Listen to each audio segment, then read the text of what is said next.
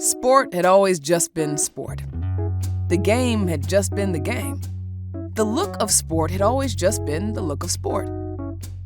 Until it wasn't anymore. There was a moment on the timeline of modern sport when everything changed. A few talented and passionate designers were brought together with one mission: to change the look, feel, and performance of sport forever. What started as a ripple in the early 1990s has served as the catalyst for the international revolution in sports branding, uniform design, and performance innovation that continues to accelerate today. This is the origin story of Nike Team Sports, as told by the designers, creators, and innovators who made it happen.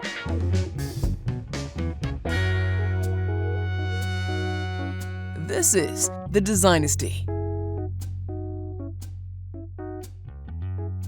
Welcome to the Designesty. I'm your host, Ken Black. Today I'm joined by my buddy, Keith Houlemard. We're taking a little bit of a departure from previous episodes where we've talked mostly about the organized team sports origin story. Today we're connecting with a colleague, David Bond, who is a footwear innovator, footwear icon, I guess you would say, from those early days of Nike. He was actually with us on that first basketball trip when we were starting organized team sports. So he has some interesting perspective to share on that, as well as some things around footwear that were connected to some of the teams we worked with, some of the athletes, as well as we talk about something I was always interested in is where do freaking shoe names come from for Nike, with the More Uptempo, the Flightposite, things like that. They just come out of thin air, or where do they come from? It's a fun conversation. We touch on organized team sports stuff as well as footwear and design and the general energy at Nike in those early 90s. So listen up, and if you like what you hear, drop us a like. Hey, Hooli, it's great to see you again. Happy New Year. Good to be back. Excited for another conversation with an interesting guest that I know you have a long history with. Yeah, glad to welcome David Bond. He's a sports fan of great teams, as I am, if you can tell by that, but also somebody that I go back with even before my Nike days. We knew each other and played baseball together all the way back in high school, and it was actually an impetus for me coming to Nike, as we would have these conversations about irreverent companies back in the 80s, and he sort of made the leap after his baseball career ended and would tell me all about, oh, Nike's great, it's cool, you should try this, that, and the other. And so I followed him both at the warehouse of Nike and then up into where there was a moment where he was a footwear guy, and it was a couple of year moment where he was a footwear guy and I was the apparel guy in Nike basketball through some of the, greatest days ever, if you ask me. So super excited to have Boot on the call. Yeah, awesome. David, welcome to the conversation. It's these have been fun to have chats with folks who were at Nike at a really, like, I kind of call it the middle years, right? Company been established, and then those late 80s, early mid 90s was a window of time where it feels like we really started to make an impact on the world of sport. It was fun to know you then. And the footwear side of things is new for us for this conversation. We've been sticking on the apparel piece. But one, I remember connecting with you. The first time I think we met was on that very first team sports trip back east to meet with all the teams. And so we'll jump into that in a minute.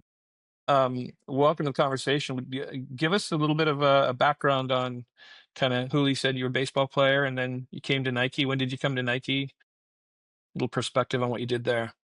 Yeah. Well, Keith and I, he hasn't told the full story. We grew up together, played competitive ping pong against each other in his backyard, competed in everything. He had one of those, I think they're now illegal because people died, those springboards in a pool. And we would set up a high dive thing, like we would jump over. I'm really surprised neither one of us didn't break a neck doing that stuff because pool wasn't deep enough. But yeah, we played baseball together, youth baseball, and at the high school age, and we both went on to play in college. And I actually played for a year with the Dodgers. Didn't do shit. I was the worst Dodger player ever. And then that was once that was over, I got a job. Humble brag. I was a Dodger. I was a Dodger minor leaguer for 6 months, and then when they realized they signed this a guy who couldn't throw or throw a strike, that I became an employee of, actually not an employee. I was an intern, like an unpaid intern at Nike's Hollywood promotions office. Worked in. I convinced them to give me 2 pair of shoes a month. To basically work in this warehouse where I brought out shoes to famous people. So they were putting footwear and apparel on famous people, and I was the guy getting it from the back room. That was my first job. And looking back, Keith had this. You followed up. That might have been the most exciting job I had, right there. And I think my first month's paycheck was 2 pair of Air Jordan 3s. There you go. That's, and I wish I still had those shoes. I was going to ask. Yeah. So what year would that have been? Like 87, 88? Yeah, 87. 87 is when I started. So from Hollywood promo to or entertainment marketing, what would we call it back then? Hollywood promo. Yeah. Yeah. Hollywood promotions. To what was next on your list? You came into the big house after that? No. I was in Eakin for about a year and a half. So a field rep, for those who don't know what an Eakin is, that's Nike spelled backwards. So, our job was to go from account to account and give clinics, and also kind of identify market insights, but really give clinics, teach people, the clerks, about what was coming out next. And so we were it was grassroots marketing. Great way to learn the industry. We were on the front lines and talking to clerks and shop owners and promoting, putting a face to the brand, which I think was a big deal. So I did that for a year and a half. And then I was one of the first 7 Nike Apparel employees. I was an assistant product line manager for tennis and graphic tees. Before, like, they just hired me because I was an Eakin. They just brought in some fresh blood that didn't know anything. Yeah. And I remember literally not knowing anything because I grew up in California. They had to explain to me what the seasons were. So why fall was different than spring, summer. Like, what? I didn't own a jacket, so I didn't understand that there was different weather that you had to deal with. And it was so raw. We were in, Peter Kolsky was the guy who hired us. He had a couple Garmentos, like 3 or 4 people he hired from the other companies in the apparel industry, and then a couple of young people. And I was one of the young people that got to learn, a portion of the business from scratch. And I mean, everything was, we were establishing production and we were establishing processes and doing everything on what became Excel spreadsheets and faxing orders over to factories. I fucked that up a couple times. But yeah, so that's kind of how I cut my teeth, is an assistant product line manager. Hey, just to throw in as part of David's story is that I know in a few minutes we're going to talk about the OG trip when we went out to set up what was then called OTS and OTS basketball. One of the main reasons David came wasn't just because of his footwear experience, but he was only 2.5, 3 months removed from being the basketball apparel guy. And I was coming in fresh. And that trip was, I want to say it was February.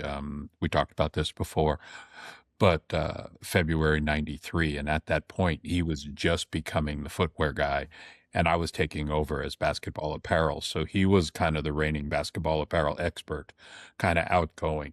So it was kind of the combination of being footwear guy, but the importance of having the guy who at that point had the apparel knowledge in that moment. So anyways, just in that transition, I not only followed Boot in Hollywood promo being the warehouse guy, but also then followed him in basketball apparel, like I want to say 2.5, 3 years later. That's cool. How'd you roll into the basketball gig, the basketball apparel gig, David? Well, the tennis and t-shirt business was going well, and I was learning. And the next categories that Nike started, I think they gave us basketball apparel on top of those things. So it was like, not only was I the t-shirt and tennis, so I was doing Andre Agassi's kits for, the washed denim at the same time that we were doing, those Jordan warm-ups. And at that time, collections were a big deal. So there was Force and Flight, right? And so we're putting all that stuff together. Over time, we hired, actual separate people for tennis and t-shirts. Doug Reed became the t-shirt guy. And I focused just on basketball because that was at the time, that was my personal passion of all the categories at Nike. I loved what was going on in basketball and wanted to be close to it. Yeah, that's cool. So on the Agassi stuff, you must have been working with Tom Andridge. Yep. Designer and all that. Yeah. Yeah, and Martha Moore. Uh-huh. Yeah. That's a legendary window of time with Andre and all that stuff. Yeah. Yeah, this is interesting. It is super cool for me. I had not heard these kind of these timelines before. I came in 92. And to me, David, you and I, like I said, you and I met on that original OTS trip. Like, I thought you were the footwear guy. Like, I had no idea you were the apparel guy for first. a whole 2 months. Out. There you go. and Hooli, I had always just thought you'd been there because, as I pulled in from Sport Graphics with Doug Reed, kind of coming over, I didn't know anybody who you guys were, which is actually cool hearing this part of the story. So, couple months into the footwear gig, and we start the whole team sports deal. We've talked a little bit about our version of what we remember that trip. What do you remember about that original OTS trip east? I remember the characters and how the teams we met with they took on the culture of their coaches, I guess, and their schools. But from Michigan, I guess Steve Fisher was the coach, and you wouldn't know he's the coach. He just kind of pointed us to where the Fab Five guys were, and they were running the show, right? Chris Webber and those guys were. That was fascinating to me, and that was one of my first experiences walking into a college basketball locker room, which in those days it just doesn't seem. They were so colorful, and then we went to. Actually, PJ Carlesimo in Seton Hall stands out the most to me because his personality, and I felt like Goodfellas was around then, or The Sopranos, but I felt like it was an episode of The Sopranos. Not that he was any way affiliated with shady people, but going to an Italian restaurant with a senator. I think it was a senator. He was introduced as a senator. When it was closed, and having a meal was great, but just and meeting Dean Smith and John Thompson and Coach K, those are all legendary, huge personalities, right? And how different their programs were, and we were there just saying, hey, do you want to wear some of our uniforms, or what should they be? Yeah. It was a really colorful, vibrant time. And what a unique challenge it was to somehow capture those programs, and bring them to life in their uniforms. And a couple incidents along the way, like what you ordered for breakfast, kind of stuck with me. Is that a good one? Yeah.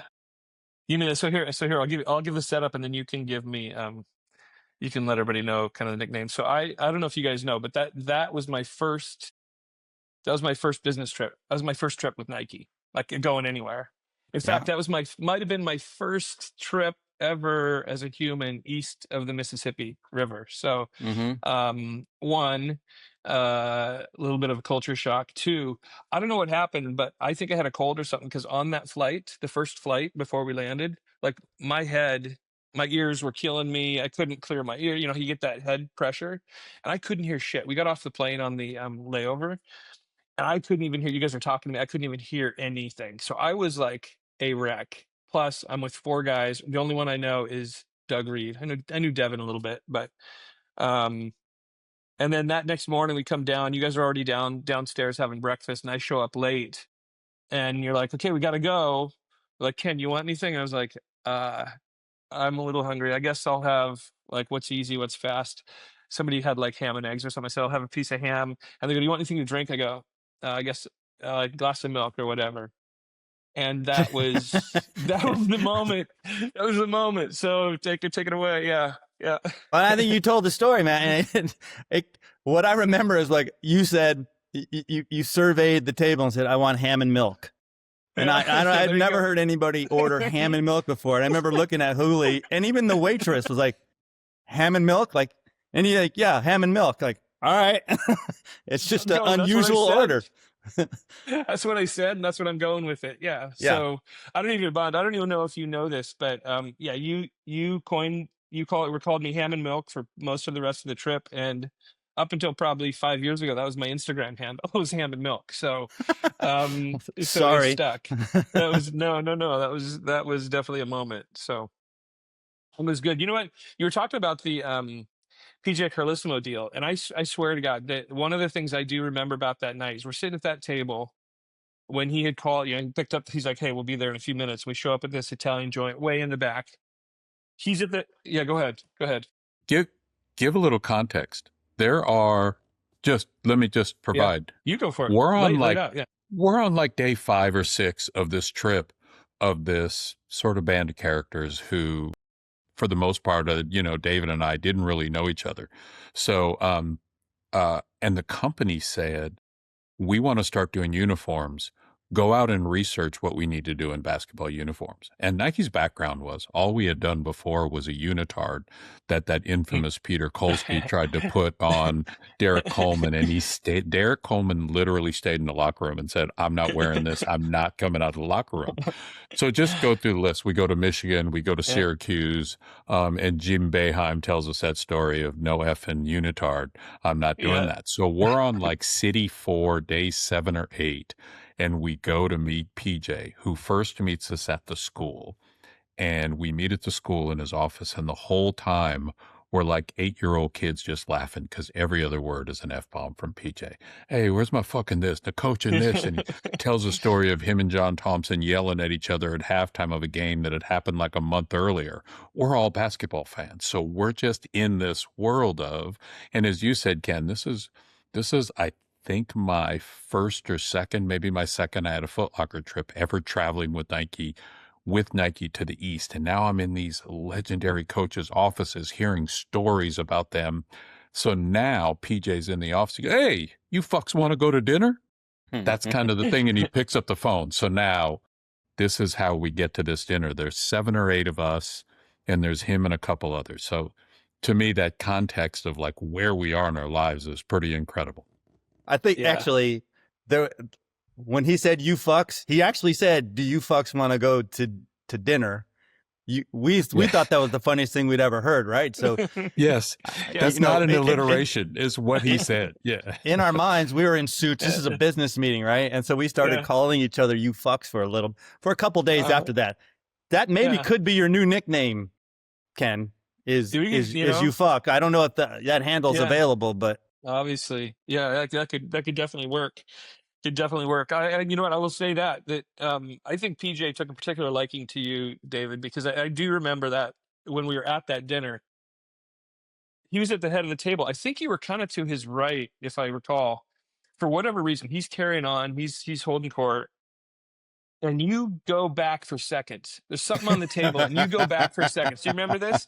Yeah. And he's like, "What the fuck, man? When's the last fucking time you ate, buddy? What's going on here? Do they fucking feed you?" Yes. Yeah, exactly. I'm like, dude, it's good. Yeah. That was great. And the end of that night, I'll never remember, because we got a limo. You guys remember we got a limo out to Orange, because we were like, how do we get out to Orange? I guess somebody, I don't know who called a limo. I guess we get a limo to take a ride or whatever. And the last thing is him looking in the deal with his hand on the door. And he's like, "All right, well, I'll see you fucks later." Yeah. Cuts to the door. And like you said, we were giggling like 8-year-old kids who'd never heard the F word before.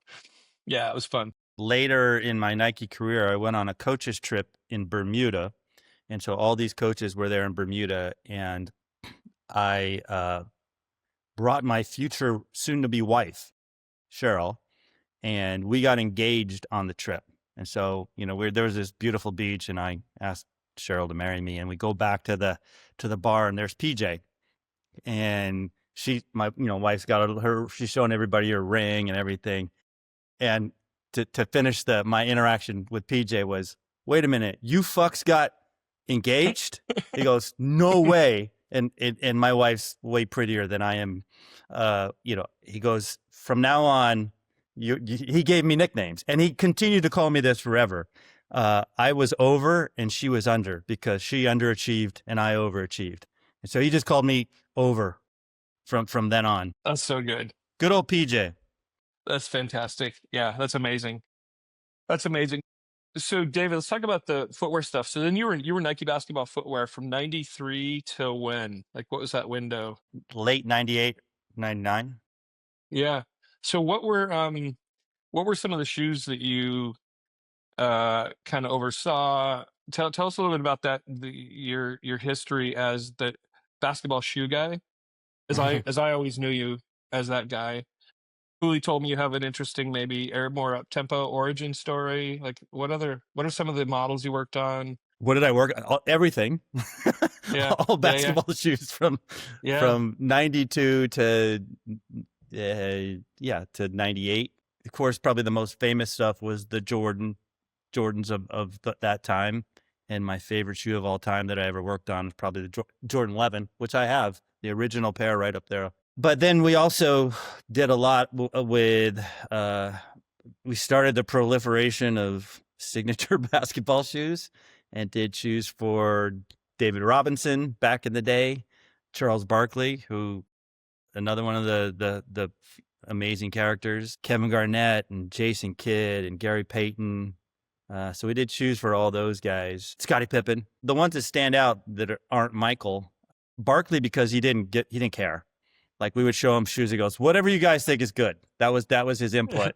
That looks cool. If you can imagine him with his accent saying that. Yeah. Even though it didn't sell, the Jason Kidd stuff, to me, still the most futuristic product, even though it didn't sell great at the time. And then the story that Keith's talking about is, what part of our process is we'd create these shoes along with the athletes, and we'd get samples, and we take the samples in these famously large sample bags. They were so big, they had rollers on them. So we'd bring 2 or 3 bags of shoes, and we would travel with buyers from these accounts, Foot Locker in particular, and several categories would travel together. So the running guy had 2 bags, and the cross-training guy would have 2 bags of shoes, and I would have 2 bags of shoes. And we would go with 7 suit-clad Foot Locker buyers to malls. So we'd go to Washington, D.C., Detroit. There was a couple malls that they felt like were ahead of the curve, right? New York, Washington, D.C., and Detroit were the 3 places we'd go with these guys. And this one time, the cross-training guy, again, Mark Riley, had a shoe. You learn after you go into your 9th Foot Locker, you know what the heroes are going to be. And Mark Riley kept pulling out this shoe, and on the midsole of the shoe had an AIR on it. Bigger than had been done before. And everybody loved it. So we're walking away from that trip, and that shoe was going to be the winner. Like, Foot Locker was going to buy a bunch of it. So if cross-training was selling a lot of shoes, that meant basketball sales would go down. So as a competitive response, I drew on a napkin a basketball shoe and made the air as big as I could. And when I got back to campus, I handed it to Wilson Smith and said, "Hey, Wilson, can you draw this up? I'm gonna, as a joke, I'm gonna bring this to our next meeting." So as a joke, he drew up a shoe with the world's largest air on the side, and we showed it, and we were trying to make people laugh. And the merchandisers and the powers that be at the time said, "Hey, that's pretty good. You guys should make that." Like, no, that's who. And we ended up making it, and we sold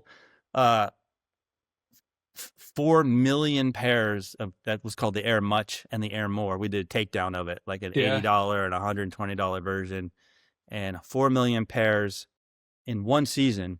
That's a lot. Like, it's probably a lot still today. And I think it might have ruined basketball. Like, that was the peak of basketball shoes. And it was, it's like, Bugs Bunny when he's doing in that cartoon where they're trying to one up each other. Like we had one up cross training with the loudest, most expressive shoe. And I was like, there was 4 million pairs of a shoe that was a joke in the market, and the category never returned. It never returned to that level of volume at those accounts. Scottie Pippen wore it during the Olympics, the playoffs in the Olympics, and there was somebody else that wore it as well.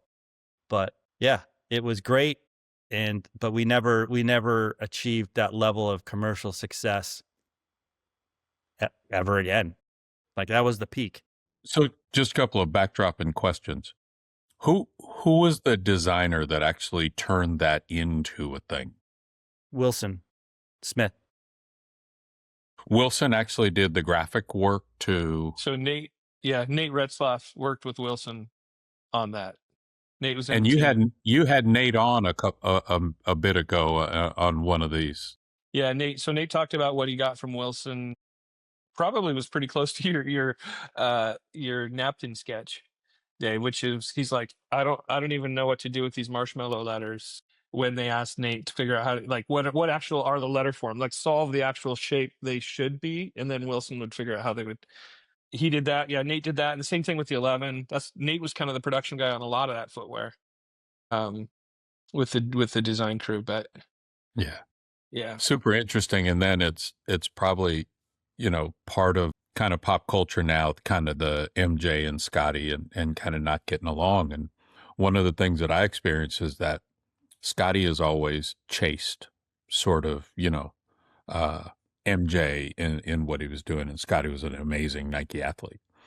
And so I think this was just prior to when Scotty got his signature shoe. But as Boots said, he wore that. So one of my experiences was doing the Olympics. We had this launch and we brought that shoe back around the Olympics. And I was at a big Olympic launch event at the PR studio we had in New York. So I walked up to Scotty, was like, hey, I remember the day. And I kind of told him that version of the story. I said, hey, my friend actually was leading basketball at the time. You remember, Boot, David, and Scotty kind of mumbled an answer. I don't know how well he remembered it. But I was just super excited to tell the story about how it wasn't supposed to be. And it was Foot Locker and it turned into this amazing thing. And immediately he started almost killing me. So yeah, you didn't get any royalties from it. How come I didn't get any royalties? Can you go back? We shouldn't even be releasing this. Are we releasing this to the Olympics? I don't see any royalty checks. I didn't negotiate anything. I haven't, Lynn didn't say anything to me about it. And it was somewhat of a confrontational conversation because Scotty's always had a little bit of this. You guys at Nike never quite appreciated me for everything that I brought to the table. And that continues to be his personality. And I'm not saying right or wrong, not creating any controversy, but all he could really think about was, y'all sold all them shoes. I didn't get anything from it. Where's my 5%? Where's my brand? Where's my this, that, and the other? I saw this thing that popped up on my feed, like Nike's best shoes of 2025 that didn't get exposure. And there's an Air Force One that used that air across it that Nike just released within the last year. And it was kind of one of those kind of unsung heroes from 2025. So it just continues to be part of sneaker culture, even to this day, even from that one trip. So I know one of your other things was just figuring out how to tell those stories, how to name shoes, all of that. And Ken and I had a conversation about that a couple of months ago. Maybe Ken, you can share your curiosity and what you remember David going through in that. Yeah, David. Again, fuzzy memory, but I swear it was you, and maybe it was on that trip. You were working on something. The way in my brain is you were working on a new footwear model, and you were throwing out names, or you came to a lunch or something. You're like, legal just told me I can't use whatever for this footwear name. Yeah, and you're like, but I got 3 others. What do you guys think? For a kid who was still new to Nike, like I've been at Nike probably 12 months maybe. I'm like, you just pull fucking names out of you just pull names out of you just name the shoes, like what yeah. how does this work? So one, how does it work? How'd you even start on it? And then what was your approach as you were thinking, like, what should we name some? Well, to answer your question, yes, they came straight out of my head. That, I wish we had AI back in the day where you had had an assistant that could throw options out. And all of the way Nike was approaching product and approaching the market was being invented. We were building the plane as we were on the runway. Like, all that was being invented. And we went from, one of the things we did, we accelerated, right? We recognized early on that, man, when we introduce a new shoe, that does so much better than the one that's been in the range for 2 years. Like, there was a 2-year life cycle on team basketball shoes. So we started this, it's called relentless flow. Like, we would just, how fast can we go? And at that point, naming shoes, there was no committee. There was nobody to go to. You didn't know it, but you were the committee. Anybody around me was the committee. Like, all right, we got a new shoe. It's for point guards and legal. So legal was the big hurdle. You couldn't use an obvious name, right, that had any affiliation with any other brand or person. So I remember trying to come up with names for things that point guards are fast, right? So we were just like, oh, what do we call it? Lickety split was one of, and it had to be a little bit ridiculous so that there was no existing trademark. Of course, nobody has lickety split as a name, and so that it would get through legal. So they had to be offbeat, and that was the other kind of unique thing, was giving product personalities. We weren't doing what New Balance was doing, giving them numbers. That these things had to tell a story, right down to the name, and the much and more. That was more air and much air. And that's how we came up with those names. But yeah, the process was, actually, it goes back to when I was first in apparel. And I remember Peter Kolsky telling me, yeah, we got to come up with some graphics for t-shirts. And I said, oh, okay, who comes up with that? He goes, you do. I come up with the ideas for the t-shirts? Yeah. I just assume, like you, like, there's got to be somebody somewhere just all day thinking about t-shirt graphics and what goes on them. And so, you learn early on, and in those days, and I don't know if, big corporations are like this anymore, but you had to invent a lot of that stuff yourself. And so shoe names that came from the basketball footwear team. Remember briefing things like, let's have a trash talk series. And we'd sit around for hours and just write down trash talk that people would say and send the long list to legal, and then brief designers. And not being sexist, but our graphic designers in basketball happened at that time to be not only female graphic designers, they were female graphic designers who were never involved in the sport. They just had a talent, and Nike didn't necessarily have the resources to recruit. So it was just an interesting sort of graphic exercise of trying to write the brief of a trash talk tee at the time that And One was just forming their company that was appropriate to Nike and get designed. And that experience was literally just us sitting around like, hey, Boot, after we play ball at lunch today, can we sit around and let's talk to as many people we know who play basketball and see if we can come up with this list of things. It was so like from the ground up in those days. Yeah, there was no Super AI. We were the AI. Yeah. Yes. I don't mean to jump around. This is just something I think is very interesting. David's had this great experience of working with design, and one of the things about his background we didn't get to. I'd love it if he could give a quick summary, because he and I have shared these stories over the years. First of all, he left Nike further back than you and I left Nike, but had the experience of having a brief moment working with Kobe and working with Kobe at Adi, and then Kobe left Adi, and then starting his own sneaker brand, and has great experience working with athletes. And to this day, has worked with Steph Curry on his shoes. So MJ, Kobe, he talked about J Kidd, bunch of great Nike athletes all the way up to Steph Curry.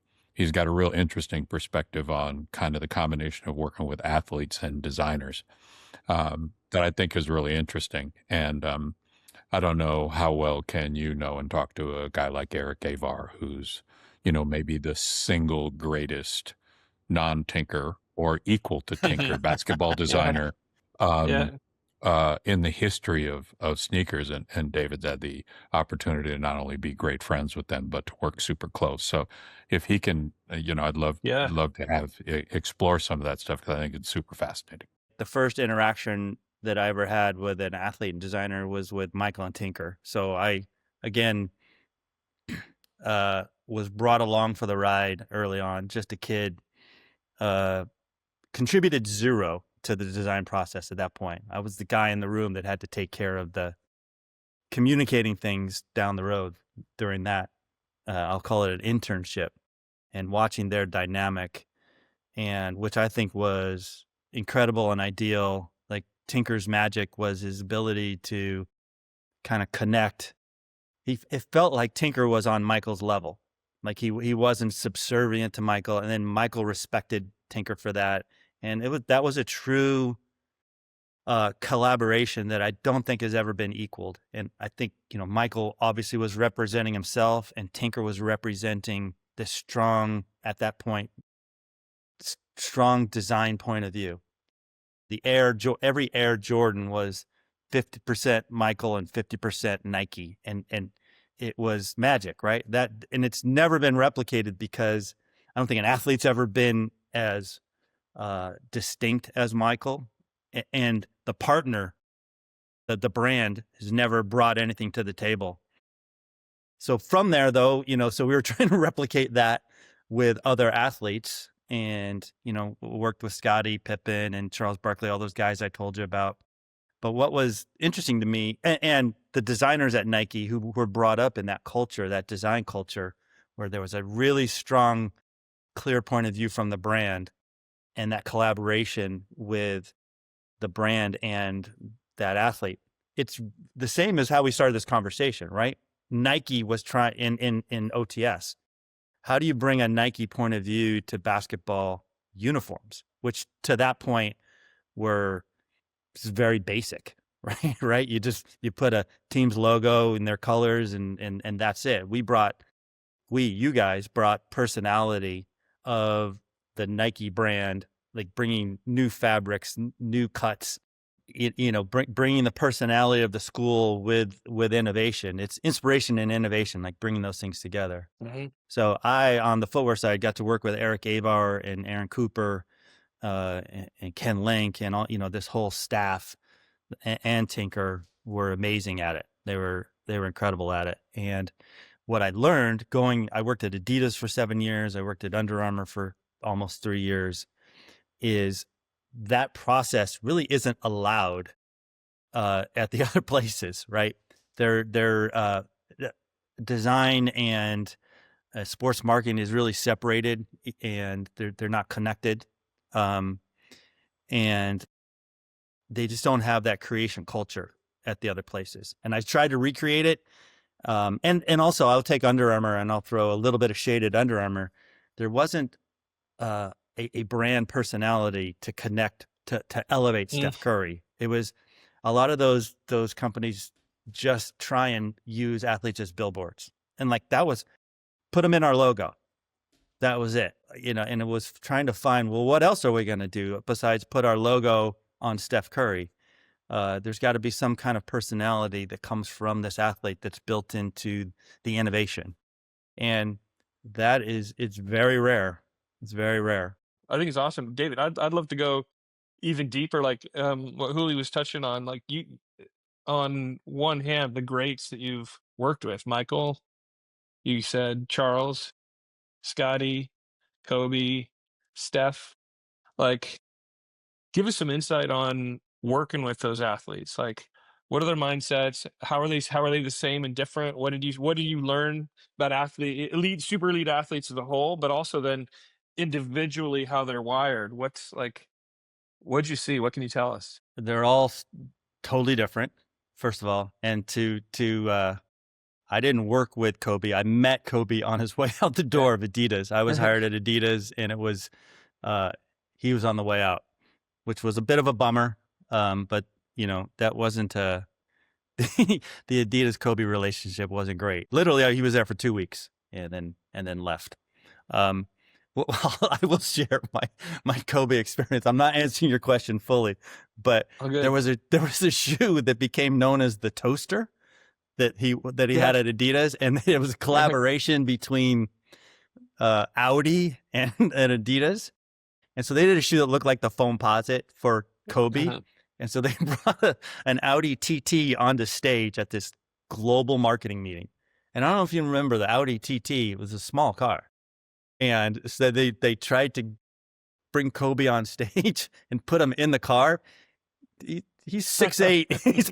He's a big man, so he couldn't fit his head, and he couldn't fit in the car. And he was pissed about it. It was like, oh, this is not going to go well. I mean, the shoe was a disaster. He ended up leaving, and the rest is history. But Yeah. to answer your questions on all those athletes.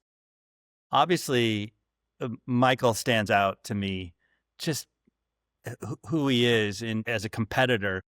You know, he was obviously a competitor on the court, but he was a competitor playing ping pong during downtime, and he was a competitor when it came to product. He wanted his shoe to be the best.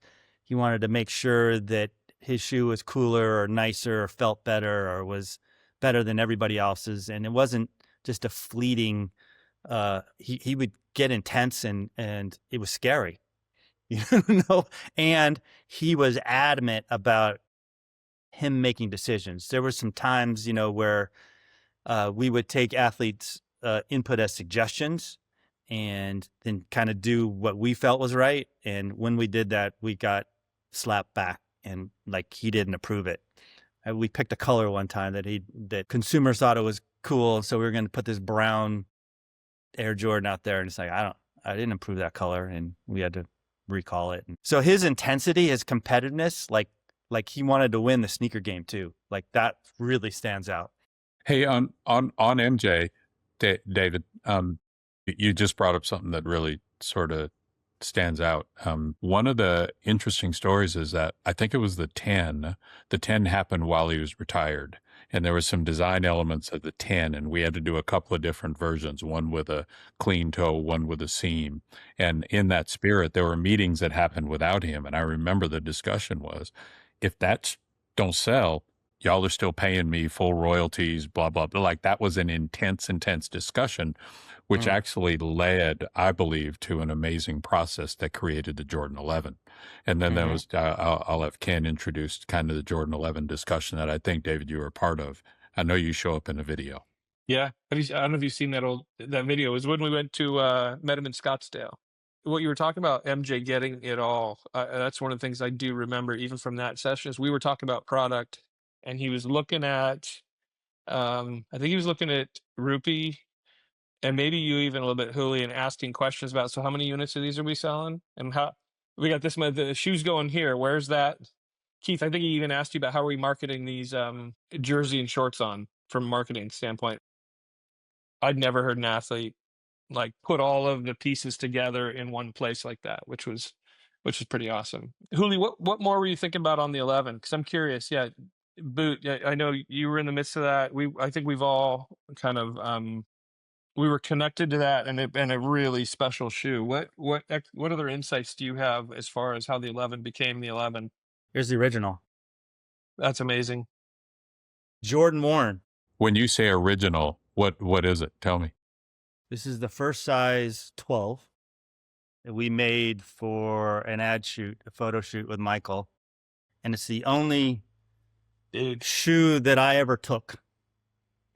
So this is Jordan wore in an ad shoot. We made 2 pairs. He left with one. I took the other one, and this is my only piece of memorabilia.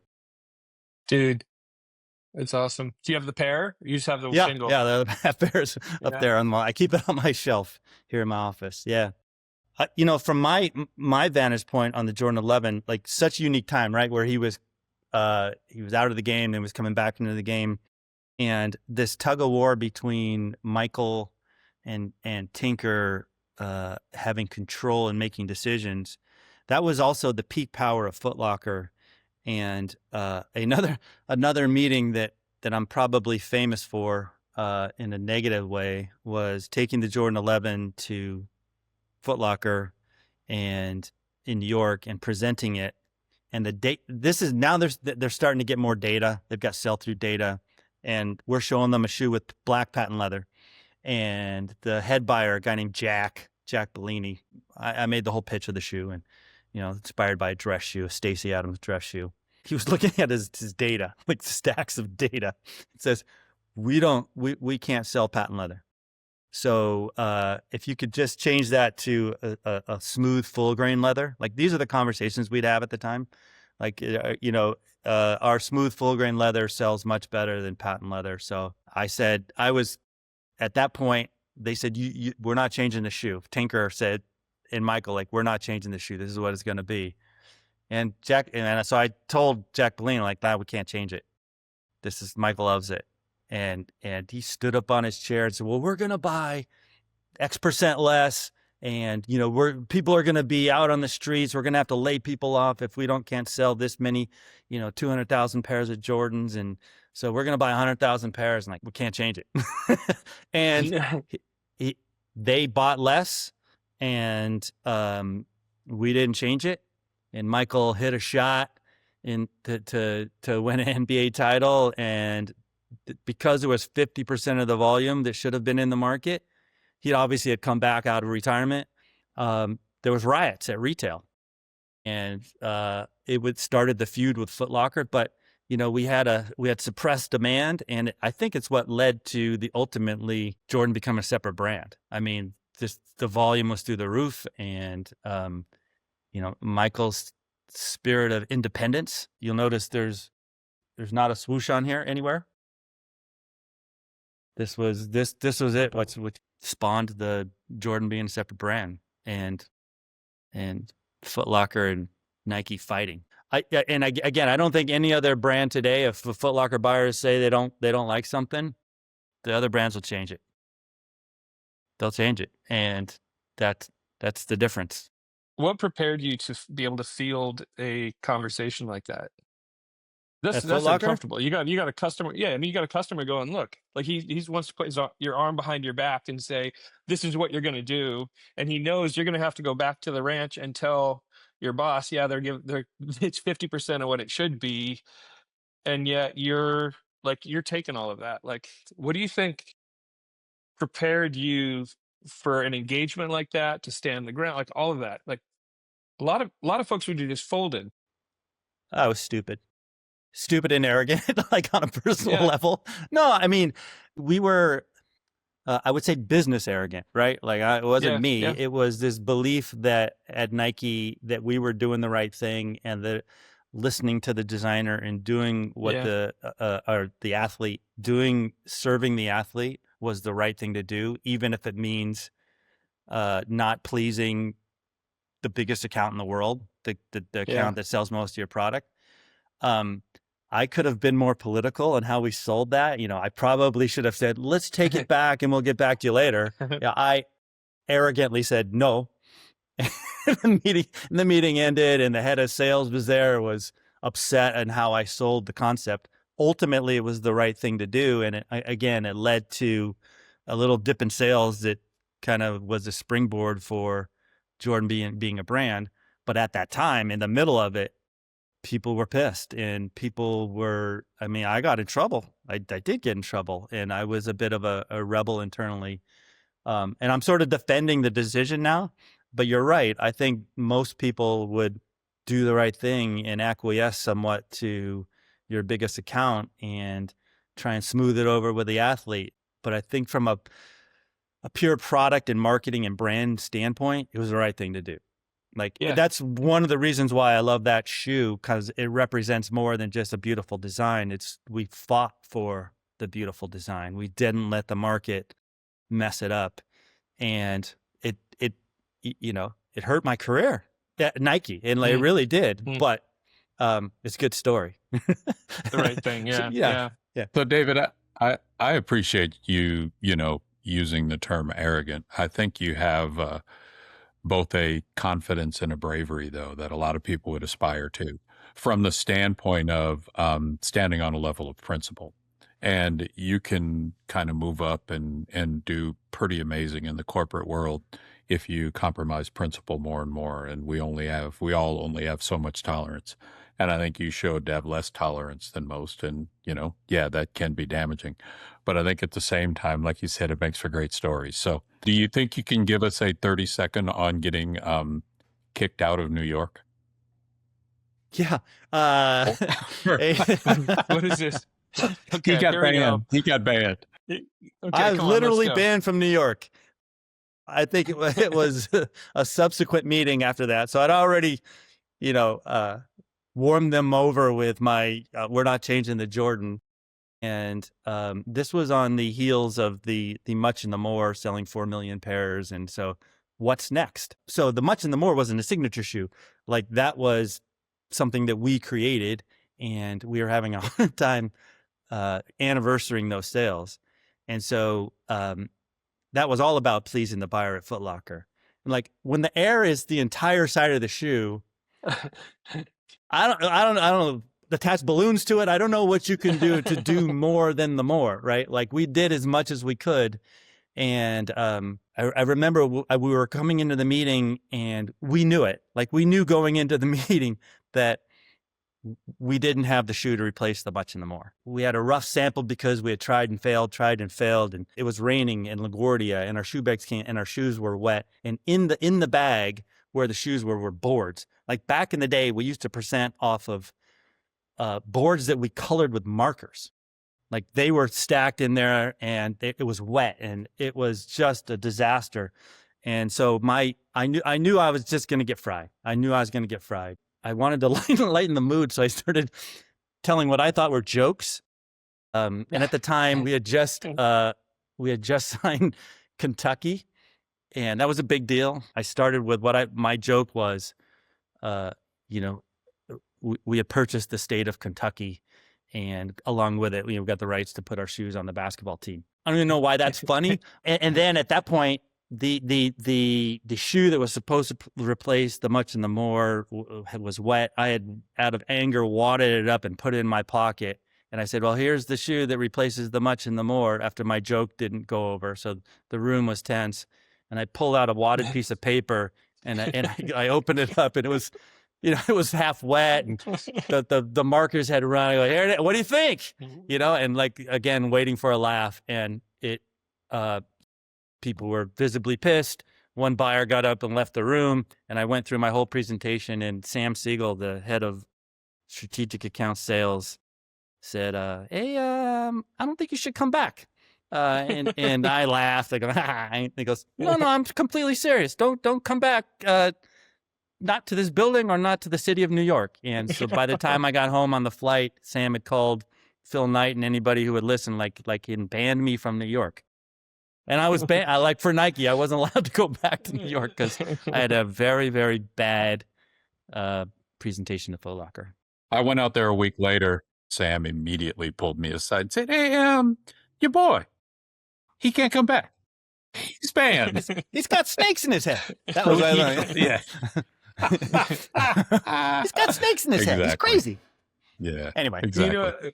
Hey, Dave, you know what? One thing I will say is, Hooley said it a minute ago, confidence and courage. There was a lot of that was inspiring to me when we worked together. One of the things that you did that I have a memory of that I was like, shit, that's awesome. I wish I could have been on that. Was that you did a bus tour, didn't you? Yeah. Didn't you just get a bus and go like the Grow Tour? What was it? You and Coop? Yeah. You, Aaron Cooper, and who else was in? Like, how did that come about? And what was that? Because I just felt like, oh my God, how do I get on a bus like that? We called it the Grow Tour, and there was a bunch of emerging sports like skate, like that we had missed. Like we were like a little late to get into skate, and we had become corporate America, and skate was a rebellious category. I'd seen some documentary somewhere, and I said, well, let's not miss the next one. We should create a tour, get some of our young designers, and Coop was young at the time, still had hair. And we found 3 or 4, I forget who the other designers were, and let's take a bus. So we took this white bus, and we coated the bus in something that we could write on with markers. And we said, go to where all the new new sports are starting and film it. So there was a Wieden Kennedy film crew was put on the bus. It was consistent with a lot of the marketing that we were doing at the time. It was the beginning of, it wasn't yet social media, but this organic content, less produced stuff that we were trying to get. And it was also a way for us to put a face on the brand. So we put young designers. We were all younger at that time, obviously, and we wanted them to start with skaters in Venice, in Santa Monica. Like, just go meet them, go face to face, and find out what they want. They're gonna think that you're from a big corporation. It's gonna backfire. But while you're having a meeting with them, let them decorate the bus. So they went from there and in Southern California and looked at a bunch of new emerging sports, and even went all the way to the East Coast and filmed who they met along the way. They didn't find any new emerging sports, but they found, a lot of young sports. And I think it was a way to open Nike up to, there's more than basketball. There's more than tennis. An analogy would be if Nike did it 3-4 years ago, they might have discovered pickleball before everybody else, discovered pickleball. But that's what we did. And the bus came back and was all decorated with each of their stops. And, I think it didn't really amount. I think what it did was put people on the ground in skate and reestablish, like, we had kind of given up on skate, and Nike went back into skate, and I think they might be the biggest skate footwear company on earth today when it's all said and done. But it was a different kind of grassroots grow tour. No, I love that. That always just hit me as the spirit of what we were trying to do is be curious, get out there, listen, pay attention. And I remember being very jealous when that bus pulled away, being like, shit, what do I got to do to get on something like that? I thought it was brilliant. Yeah. It also stemmed from our Econ days, right? We were on the ground in the market, and the Econs would come together. And I think at that time, the Econ program had kind of evolved away from grassroots marketing and grassroots interaction, and they're folding T-shirts at that point in time, right? They were more retail merchandisers, or a version of that. So it was kind of rekindling that Econ spirit, which I think is one of Nike's foundational strengths, being connected at a face-to-face level. Yeah, I love that.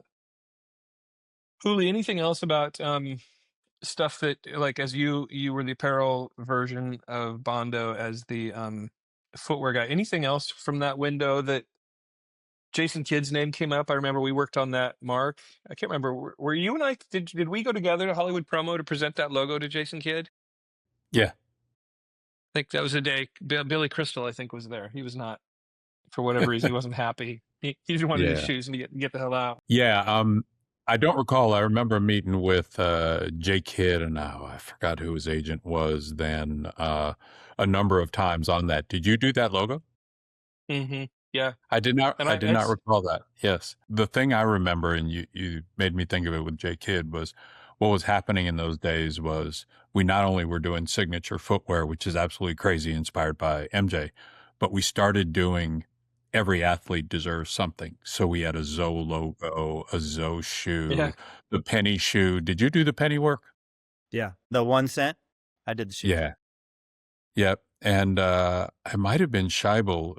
I can't remember who did the Chris Webber, and then Chris didn't show up. So there was a time where we would just have athletes, and the apparel thing, because basketball apparel was so crazy, was these athlete collections. And it was just we had to work together. We had to work together with footwear, and I learned so much in those days. And Boot was kind of the guy who knew all about it. But it ended up also being the great lesson of, back in those days, footwear, color was paint, and logos could be thrown on after the shoe was completely done. So they would take the shoe out there and go, hey, we went in a focus group and they decided to change the blue to purple, and we would have a collection of, 19 pieces in blue. And it's like, oh, thanks. But I just remember being kind of young and a little bit innocent, and working with Boot and Peter Ruppe, being able to just walk into Ruppe's office and go, we need something to add to Force and Flight because of this. And we're like, hey, how about Fast Break? How about Uptempo? And then it would just happen. Yeah. And the spirit of what Boot said earlier about we were just kind of living off the land and creating it ourselves. Some of the stuff that was created was really, really cool. But I think that's probably the biggest takeaway was this whole how basketball sat together as one. And we worked on everything with about 10 of us, and sports marketing sat 15 feet away. So you had Eric Lautenbach and H. White and Andre and Rigo and so on. So it was just like the best of what later became a super complicated, frustrating category offense. That was probably the best I've ever seen it work. Yeah, that's awesome. Yeah. Hey, David, of your, just kind of maybe bringing it around, of the time you were leading basketball footwear at Nike, we got the 11. We'll probably keep the 11 on the list. What are 3 other shoes that you're really proud of that came out of your leadership, your work with Avar, Coop, Kenzo, that crew? My Mount Rushmore of sneakers that we created Yeah. probably won't be the best selling ones. So I would not put the Much and More up there. Yeah. But we did this thing, the Air Zoom Flight, which Jason Kidd wore, which to this day, here's how that came about. Phil Knight was thinking about buying Oakley, and there was a meeting with him, and like, can you guys whip up a basketball shoe real quick? So we created a shoe that's the shoe with the round circular, looks like Oakley sunglass lenses. And then the deal fell through. So we had the shoe, like, that's so futuristic. And we ended up making it and put it on the court. And that was kind of pure innovation, like how that was made. It was this bucket construction. So that's one, along with the Jordan. The Foamposite was another one, which was a complete and total miss. The Foamposite was supposed to be a shoe for a very inexpensive shoe for China, because it was fully molded, so no labor, right? It was supposed to be a $30 shoe that we could sell across China. Ended up being the first $200 shoe, the $200 blue shoe that was heavy and hot, and everybody hated it. And now I'm looking at the football field, and it's like everywhere in the NFL football.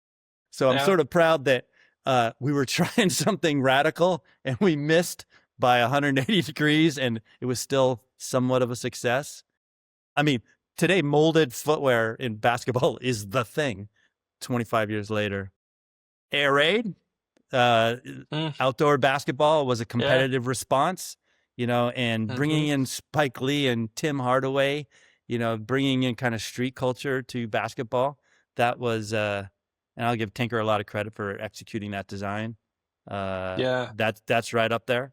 And I think that was, again, to this day, one of those directional designs that is still referenced. I remember the Raid. Cool about the Raid is Michael Morrow was on the apparel side of that. And that was I think that was right when I'd been hired. It just felt magical how that was all coming together with the ad and everything. That's great, man. Thanks for taking the time to have these conversations.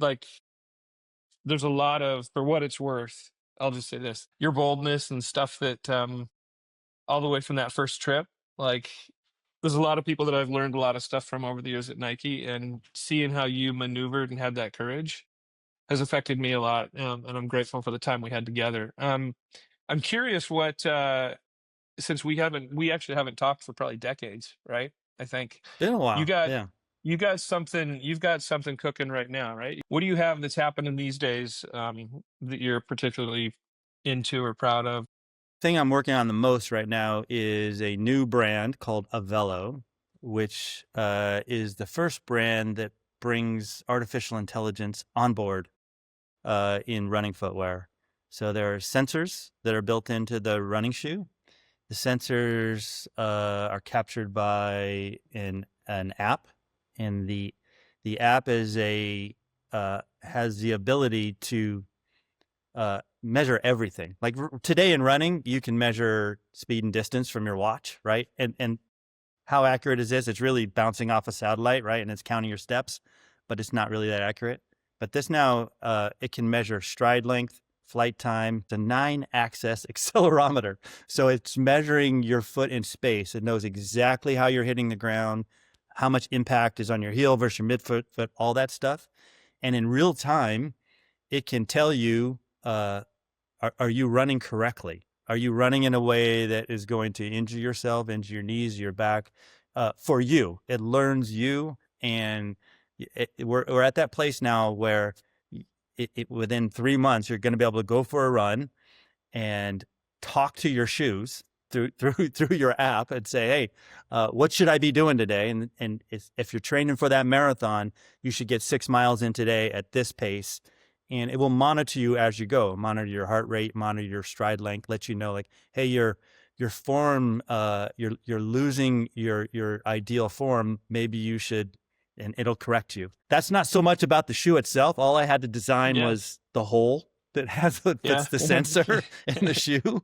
But I'm on these calls now, and 7 people on the call have PhDs in mechanical engineering and data science, and it's will it make it or not? Do people want to have a conversation with their shoes and know whether they're running correctly?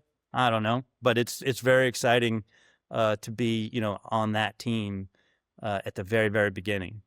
Feels good to be elbow deep, huh? Yeah. Where do we go? Where does somebody go to if they want to find Avelo footwear? Avelorunning.com. Mm-hmm.